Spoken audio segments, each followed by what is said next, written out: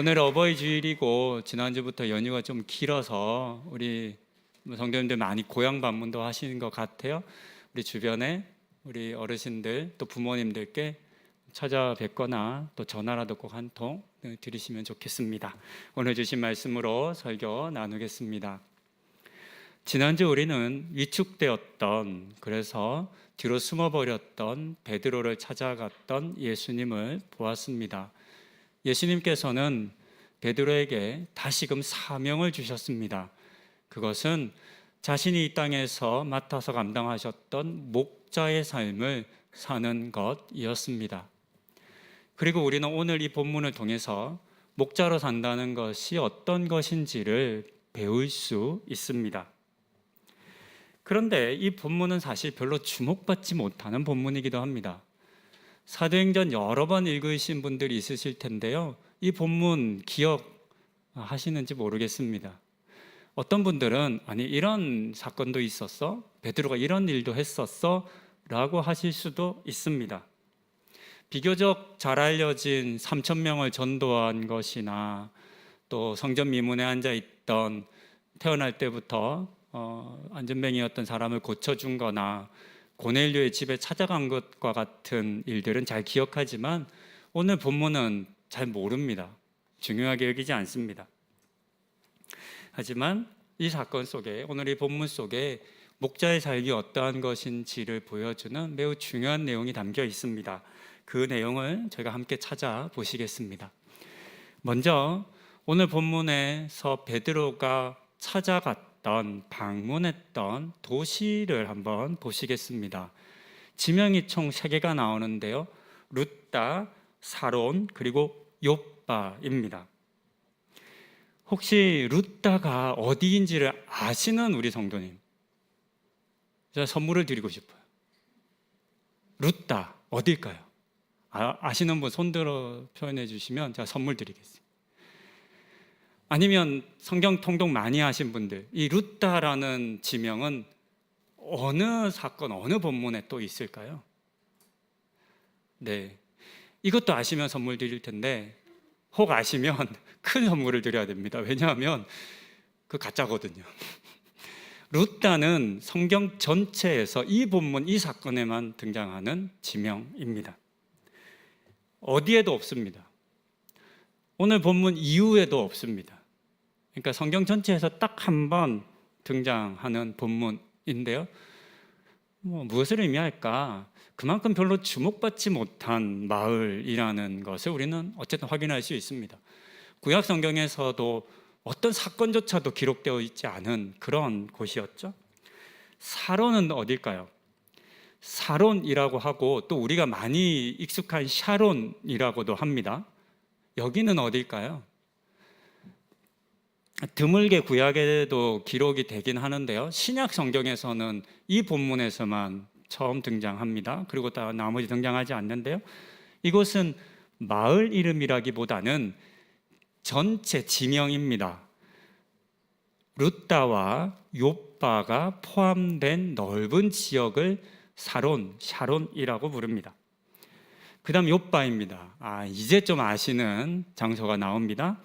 욥바는 그래도 좀 들어보셨을 거고 요나의 이야기를 통해서 아실 겁니다. 다시스로 가는 배를 탔던 항구입니다. 또 다른 본문을 보면 솔로몬 성전을 건축하기 위해서 레바논에서 백향목이 오잖아요.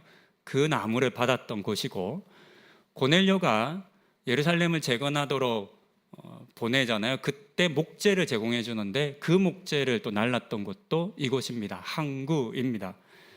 제가 한 30여 년 전에 이 욥바를 걸어 봤는데요, 지금도 항구입니다. 그러니까 지중해 해안가에 있는 그렇게 크지 않은 작은 동네입니다. 우리가 이런 이제 지명을 말씀드렸는데 이렇게만 하고 나면 또 어딘지 모르실 거니까 지도를 준비했습니다. 한번 알고 가시라고요. 예루살렘 북서쪽으로 약 40km 떨어진 곳이 룻다이고요, 거기서 또 해안가 쪽으로 한 20km 더 가면 욥바가 나옵니다. 그러니까 예루살렘보다 북서쪽에 위치한 도시다라는 걸 아실 수 있겠습니다. 우리가 아는 베드로의 사역을 보면 베드로는 많은 사역을 했습니다. 특히나 큰 영향을 미친 사건들이 많습니다. 3,000명을 한꺼번에 전도하기도 하고요. 놀라운 일들을 많이 했죠. 하지만 항상 베드로는 그런 많은 사람들을 대상으로 한 사역만 한 것은 아니었다라고 하는 것을 우리는 이 본문을 통해서 확인할 수 있습니다. 베드로는 마치 마태복음 18장에 기록된 잃은 양 비유처럼 99마리가 있는 양만을 대상으로 목회한 목자가 된 것이 아니라 한 마리의 길 잃은 양, 소외된 양, 일부러 찾아가지 않는 그런 양들이 있는 곳을 향해 갔다라고 하는 사실을 우리는 확인할 수 있습니다. 우리는 소위 말하는 큰 사역, 많은 사람들에게 영향을 미치는 사역, 또 주목받는 화려한 사역만을 중요하게 여길 수 있습니다. 작고 사소한 일들, 또 그다지 별로 주목받지 못하는 사람들에 대한 사역을 등한시할 위험이 매우 큽니다. 아시는 것처럼 베드로는 예수님의 수제자였습니다. 베드로에 대한 사람들의 선망과 추종은 놀라울 정도였습니다. 예수님이 승천하신 이후에 예루살렘 교회의 가장 높은 리더십에 있었던 사람이 베드로였습니다. 중요한 결정을 거의 베드로와 야고보가 나누어서 합니다.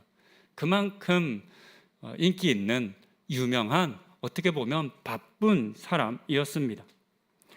그렇게 베드로는 영향력 있는 사람이 되었고 유명한 사람이 되었습니다. 하지만 오늘의 본문은 베드로가 자신을 알아주고 추종하는 사람들로 가득한 예루살렘이 아니라 이름조차 들어본 적이 없는 작은 마을과 한 사람의 환자를 찾아가는 목자가 되어 있음을 우리에게 확인시켜 줍니다. 그리고 이런 베드로의 모습이 오늘 우리를 도전합니다. 오늘날 우리가 살아가는 사회와 또 함께 살아가는 사람들은 성공주의라고 하는 신화에 사로잡혀 있는 것 같습니다. 성공해야 뭔가 의미 있는 삶을 산 것 같은 느낌. 반면에 뭔가 성공한 것이나 이룬 업적이 없으면 왠지 잘 못 산 것 같은, 열심히 살지 않은 것 같은 생각을 우리는 합니다. 간혹 우리 성도님들을 만나다 보면, 또 신방하다 보면 그렇게 말씀하세요. 목사님, 저는 배운 것도 없고 한 일도 없고, 그렇게 얘기하세요. 스스로가 사회에 기여되는 일이나 뭔가를 한 게 없기 때문에 그렇게 의미 있는 존재가 아니다, 그런 생각들을 하십니다. 그러다 보니 많은 사람들에게 영향을 미치는 사역을 하고 남들이 모두 인정할 만한 일을 해야 한다는 생각을 우리는 은연중에 합니다. 교회도 별반 다르지 않습니다. 큰 교회라는 얘기 많이 들어보셨을 겁니다. 큰 사람 되어야 한다, 이런 얘기도 교회에서 많이 사용합니다. 큰이라는 수식어를 붙인 것들이 더 가치가 있다라고 하는 생각을 교회에서도 하는 겁니다. 이왕이면 남들보다 더 크고 잘하는 것을 추구합니다. 그렇게 기도도 합니다. 하지만 하나님 나라를 위한 사역에는 큰 사역과 작은 사역이 있을 수 없습니다. 우리를 필요로 하는 곳에 그 일이 유명한 일이든 또는 큰 일이든 작은 일이든 가리지 않고 내게 주신 은사와 달란트로 섬길 수만 있다면, 나를 필요로 하는 곳이라면 그곳에 가서 섬기는 그 삶이 곧 목자의 삶이라는 것을 우리는 확인할 수 있겠습니다. 이제 베드로가 이 두 지역에서 했던 사역을 한번 살펴보시겠습니다. 두 개의 사역을 했습니다. 루다에서는 8년 동안 중풍병을 앓았던 사람을, 애니아를 치료해 주었습니다. 그런데 이 본문이 기록하고 있는 베드로의 치료 장면이 왠지 낯설지가 않습니다. 좀 익숙합니다. 베드로가 중풍병자를 치료하면서 했던 말이 34절에 기록되어 있는데요. 예수 그리스도께서 너를 낫게 하시니 일어나 내 자리를 정돈하라 라고 했습니다. 어디서 들어본 것 같지 않으세요? 요한복음 5장 8절입니다. 예수께서 이르시되 일어나 내 자리를 들고 걸어가라 하시니. 베데스다에서 38년 동안 환자였던 사람을 치료해 주신 그런 장면입니다. 그때 예수님께서 하셨던 말씀과 거의 똑같은 말을 지금 베드로가 했습니다. 이 두 사건이 조금 독특한 것은 예수님께서 그냥 환자를 낫게 해주신 것에만 포인트가 있는 것이 아니라, 단순히 일어나라 라고 한 것이 아니라 예수님께서 자리를 들고 가라 라는 말을 덧붙인 것이 있습니다. 일어나 자리를 들고 가라. 무슨 의미일까요? 여기서 자리라는 뜻은 야전 침대를 일컫는 말입니다. 그래서 당시에 요즘 같은 야전 침대가 있지는 않았을 테니까 환자가 눕거나 덮었을 겉옷이나 이불을 의미합니다. 주로 겉옷을 의미합니다. 그렇다면 왜 누웠던 이불이나 겉옷을 가져가라고 한 것일까요? 무슨 의미일까요? 그것은 그 겉옷이, 그 이불이 그의 지나온 삶, 과거를 상징하기 때문입니다. 혹시 오랫동안 병원에 입원하셨거나 누워 계셨던 분, 성도님들 계실까요? 아니면 지인 중에, 가족 중에 그런 분들 있으셨을 겁니다. 좀 병을 오래 앓아서 이렇게 누워 있는 분들이죠. 환자의 이불은 깨끗하기가 어렵습니다. 요즘같이 위생이 발달하고 비교적 자주 세척을 하는 요즘에도 그런데요, 2000년 전 어땠을까요? 냄새나고 헤어지고 더러운 이불 또는 옷이었을 겁니다. 지금 주님께서 하신 말씀은 나아서 그냥 나아 이렇게 말씀하신 게 아니라, 네가 누웠던 그 자리, 너의 지나온 과거의 삶을 나타내는 그 자리를 다 정돈하라 라고 말씀하신 겁니다. 그렇게 예수님께서는 단순히 병을 낫게 해주신 것만이 아니라 그를 붙잡고 있던 삶의 환경과 과거를 끊고 새로운 삶을 살라라고 말씀하셨습니다. 바로 그 일을 지금 오늘 본문에서 베드로가 하고 있는 것을 우리는 발견할 수 있습니다. 베드로도 단순히 에니야의 병을 낫게 해준 것이 아니었습니다. 병을 치료해 준 것과 동시에 과거의 삶을 정돈하고 새로운 삶을 살라 해주었고, 그렇게 인도해 주었습니다. 우리는 이 장면을 통해서 베드로의 사역이 예수님의 사역의 모방이라는 것, 흉내내기라는 것을 확인할 수 있습니다. 욥바의 사건도 비슷합니다. 욥바에 한 여제자가 있었습니다. 이름은 헬라식으로 다비다였고 히브리식으로 도르가였습니다. 히브리식과 헬라식 이름을 둘 다 가지고 있다는 건 이 사람들이 헬라파 유대인, 즉 헬라 도시에서 태어난 유대인이라는 의미입니다. 그녀의 이름의 뜻은 둘 다 암사슴이라는 뜻입니다. 암사슴, 이름이 암사슴이에요. 근데 이 암사슴이라는 의미는 이스라엘에서는 아름다운 여인을 의미하는 그런 이름입니다. 그런 명칭, 호칭입니다. 그녀는 아름다운 사람이었습니다. 그런데 이 아름다움은 외적인 아름다움이 아닙니다. 그녀의 삶의 아름다움입니다. 부모가 딸이 태어났는데 이름을 아름다운 여자라고 지어준 거죠. 그 의미가, 부모가 자녀들의 이름을 지을 때 의미를 담고 짓는 경우가 많잖아요. 어떤 하나님의 영감을 받았을지 모르지만 그 어린 아이에게 넌 아름다운 사람이 돼야 돼, 넌 아름다운 사람으로 살아가 라고 지어줬어요. 근데 그녀의 삶은 그랬어요. 단순히 외모가 아름다운 게 아니라 그녀의 삶이 아름다웠습니다. 그런 그녀가 죽었습니다. 병들어 죽었어요. 그러자 사람들이 그녀의 시체를 씻어서 달하게 둡니다. 근데 이 장면이 너무 이상합니다. 사람이 죽으면 시체를 씻고 염을 한 다음에 무덤에 두지 다락에 두지는 않습니다. 다락은 집의 가장 높은 곳을 의미합니다. 요즘처럼 엘리베이터가 있는 것도 아니고 힘겹게 올라야 하는 사다리로 지어진 집입니다. 다락에서 장례를 치르지는 않습니다. 장례는 많은 사람들이 조문할 수 있는 가장 낮은 곳에서 치릅니다. 그러니까 지금 이 장면은 이 욥바의 사람들이 다비다를 장례 치르지 않겠다는 의미입니다. 못 치르겠다는 겁니다. 그렇게 다비다를 다락방의 침상에 눕힌 다음에 서둘러 룻다에 있다는 소문이 있는 베드로에게 사람을 보냅니다. 빨리 오라고. 와서 다비다를 위해서 기도해 달라고 사람을 보냅니다.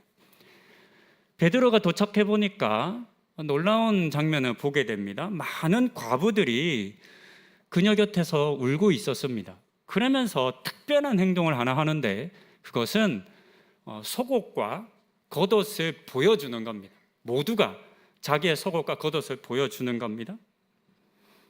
이 장면이 그녀의 아름다운 삶을 증명합니다.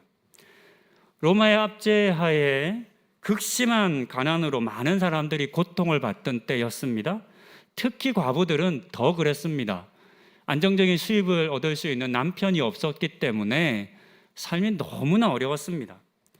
제대로 된 옷을 가지기가 어려웠는데 특히나 겉옷은 매우 비쌌기 때문에 겉옷이 없는 사람들도 많았습니다.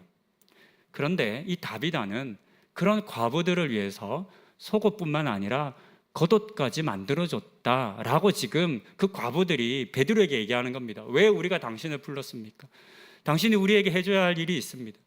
이렇게 선한 일을 한 다비다를 위해서 기도해 주십시오라고 말하는 겁니다. 그리고 이제 베드로는 다락방에 갑니다. 그리고 모두 물린 다음에 그녀 앞에 무릎을 꿇고 기도했습니다. 그러자 다비다가 살아났습니다. 근데 이 장면도 왠지 좀 익숙하지 않으신가요? 낯설지가 않아요. 열왕기상 17장을 보면 선지자 엘리야가 사르밧 과부와 함께 있었던 사건을 우리에게 알려줍니다. 사르밧에 갔을 때 엘리야가 한 여자의 집 다락방에 머뭅니다. 어느 날 이 여자 과부의 아들이 죽습니다.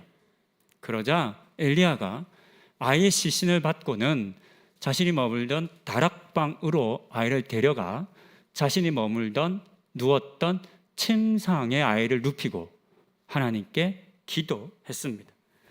그러자 아이가 되살아났습니다. 이것이 엘리야의 다락방에서 있었던 사건입니다. 또 비슷한 사건이 하나 더 있습니다. 이번에는 엘리야의 후계자인 엘리사의 이야기입니다. 열왕기하 4장에 보면 엘리사가 수넴 지방에 가서 살았던 사건이 기록되어 있습니다. 어떤 한 부부가 엘리사에게 다락방 집을 내어 주었습니다. 엘리사가 그곳에 머물면서 몇 년 동안 살았습니다.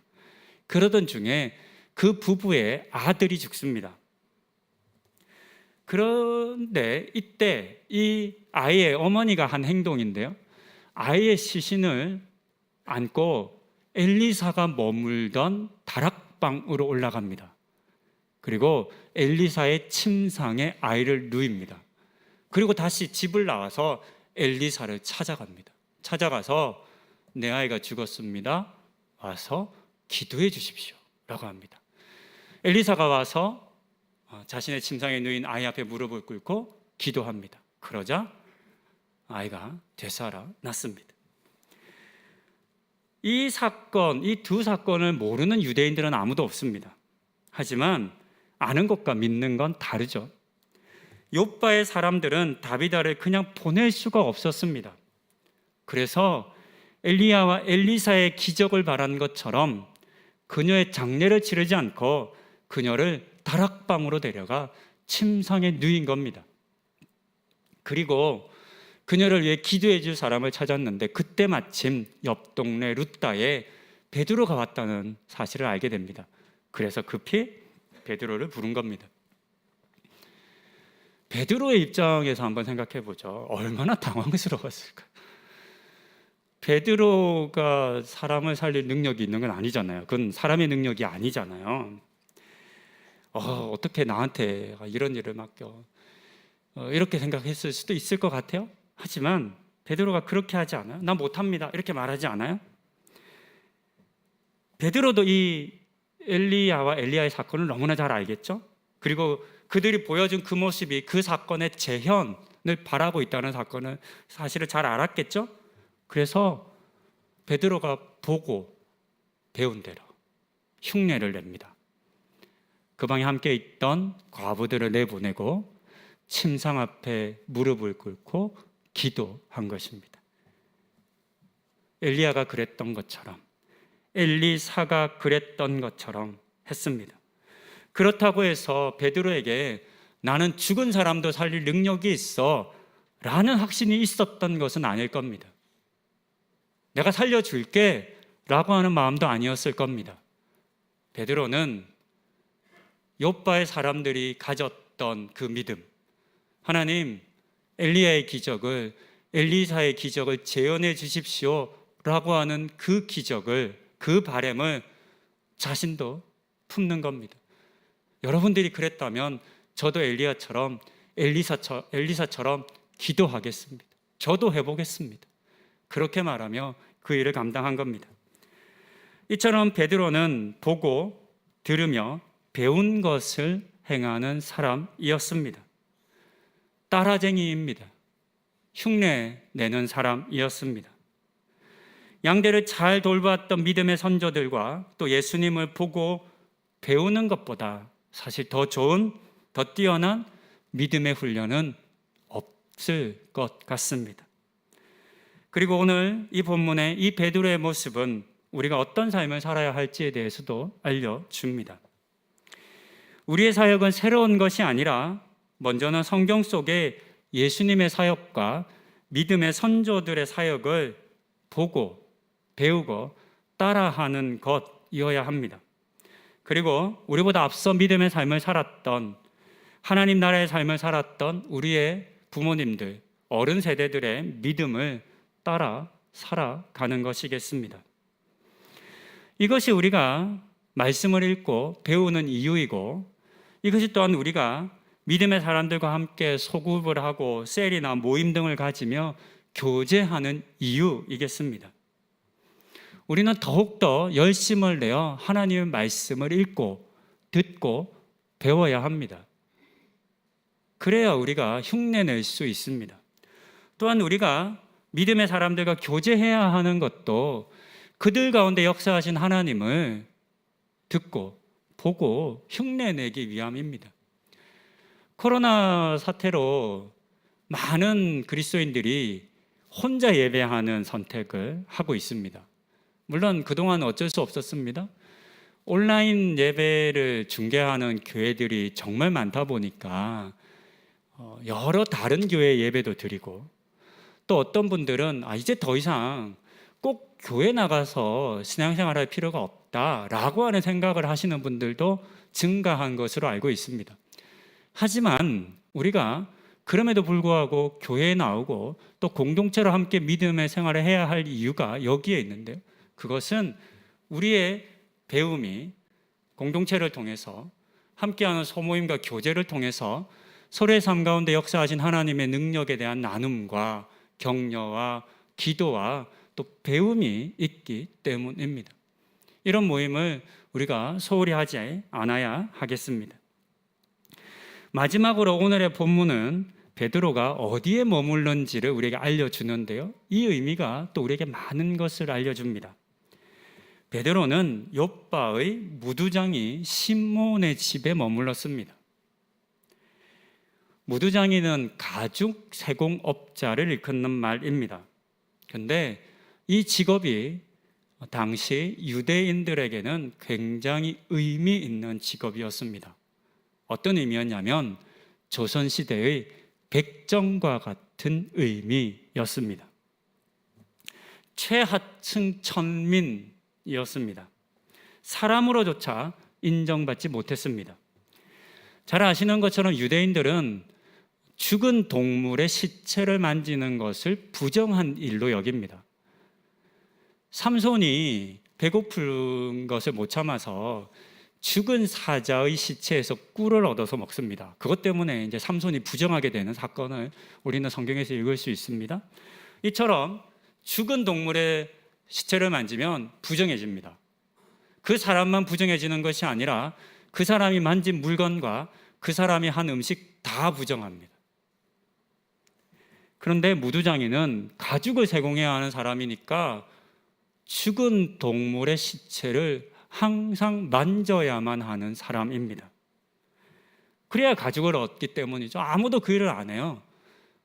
동물이 죽으면 그 동물의 가죽을 벗기는 일은 무두장이가 하는 겁니다.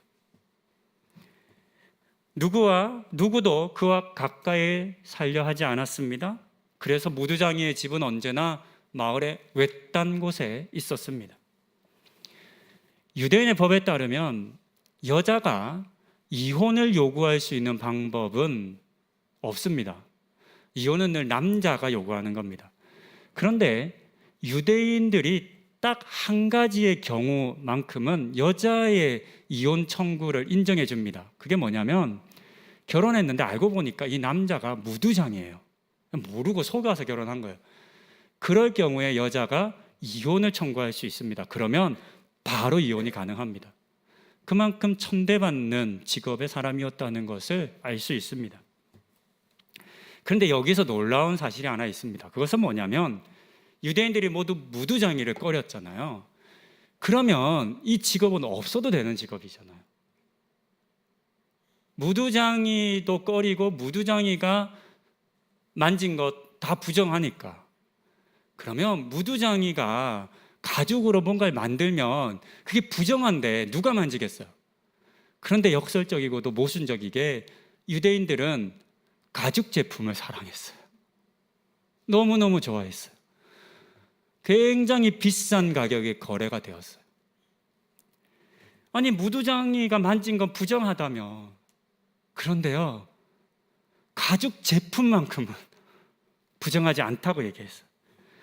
당시에 유대인들이 정하고 지켜온 율법이 얼마나 모순적인지를 알 수 있는 장면입니다. 이런 모순을 지금 베드로가 깨트리고 있습니다. 베드로가 무두장이의 집에 여러 날 머물렀습니다. 근데 여기서 우리가 한 가지 생각해 볼 수 있는 것은요, 루다에서 8년 된 병자를 고쳐줬어요. 심지어 욥바에서는 죽은 사람도 살렸어요. 베드로의 인기가 바닥이었을까요? 아니면 하늘 높이 치솟았을까요? 만약에 여기 베드로가 왔어요. 여러분들 집에 아픈 사람이 있고 힘든 일이 있고 하면 여러분 집으로 베드로를 데려가시고 싶으세요? 아니면 남의 집에 갔으면 좋겠어요? 우리 집에 데려가야죠. 그래야 우리가 복을 받으니까. 얼마나 많은 사람들이 베드로를 집으로 데려가고 싶었을까요? 좀 접대하고 싶다고. 저희 집에 가자고. 우리 집에 가자고.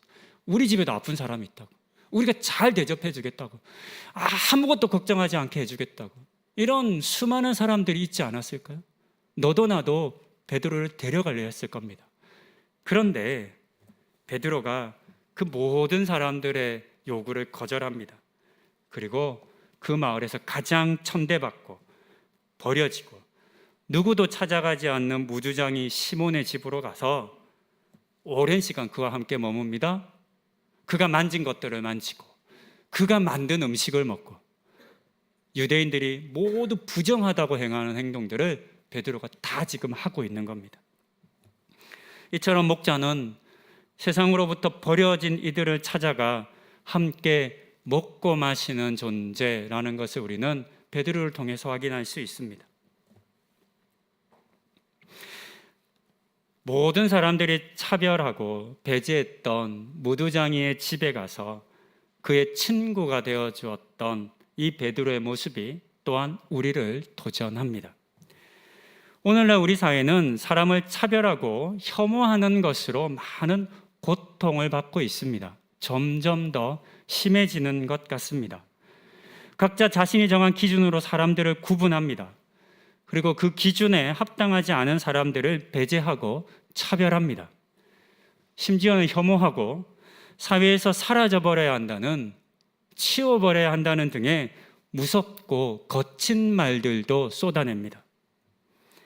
이런 세상에서 우리 그리스도인들은 사람을 차별하지 않으셨던 주님을 보고 배우고 닮아야 합니다. 그리고 그 일들을 행했던 베드로와 같은 용기를 내어야 합니다. 하지만 결코 쉬운 일이 아닙니다. 나와 함께 하자라고 말하는 사람들의 그 호의를 먼저는 뿌리쳐야 합니다. 이게 쉬운 일이 아니에요. 우리 집에 같이 가시죠. 그때 아니에요, 다음에요. 그러면 한마디 하잖아요. 지가 뭐 그렇게 잘났다고, 뭐가 대단하다고, 좀 같이 가지, 뭐 이렇게 비싸게 구냐고. 이런 비난과 오해 받습니다. 반대도 마찬가지입니다. 예수님처럼 먹기를 탐하고 어떻게 저런 죄인과 함께 있을 수 있어? 라고 하는 비난을 받을 수도 있을 겁니다. 그럼에도 불구하고 이 시대의 수많은 무두장이들이 있습니다. 그 수많은 무두장이들을 홀로 내버려 두지 않는 우리가 되어야 하겠습니다. 오늘은 목자의 사명을 받은 베드로가 어떻게 목자의 삶을 살았는지를 함께 보았습니다. 이 베드로의 모습을 우리가 가볍게 여기거나 쉽게 지나치지 않으면 좋겠습니다. 앞으로 또 사도행전 읽으실 텐데 그때에 오늘 설교를 좀 기억하셔서 3,000명 전도하고 안전병이 일으키고 한 그 사건만 주목할 것이 아니라 이 9장의 이 사건도 깊이 묵상하고 나도 베드로와 같은 삶을 살아야겠다 도전받고 다짐하는 그런 우리 성도님들 되시면 좋겠습니다. 우리도 크고 놀라운 사역을 행하고 인기를 얻고 유명해지는 것만을 추구하는 것이 아니라 베드로처럼 일부러 찾지 않으면 갈 수 없는 것이 어디인지를 먼저 잘 살피고 그곳을 향해 나아가는 삶을 살아야 하겠습니다. 그런 삶 살아가시는 우리 성도님들 다 되시기를 권면드립니다. 기도하시겠습니다. 사명을 되찾은 베드로의 모습을 오늘 함께 보았습니다. 이름도 듣도 보도 못한 그런 한적하고 유명하지 않은 마을을 찾아갔던 베드로의 모습, 한 사람을 위해 그곳을 찾고 또 무두장이의 집에서 그의 친구가 되어 주었던 베드로의 모습을 보았습니다. 뭔가 큰 일을 할 것 같은 사람이었는데 유명하고 감히 범접할 수 없는 비범한 사람인 줄 알았는데 베드로는 그런 삶에 취해 있었던 것이 아니라 작은 마을 한 사람에게 나아가 그들의 친구가 되어 주었습니다. 이런 베드로의 모습이 오늘 우리를 도전합니다. 사람들의 눈에 띌 만한 큰 사역을 하고 인기 있고 유명해지고 그래야 의미 있는 삶을 살 것 같은 그런 착각에 우리도 빠져 살 때가 많습니다.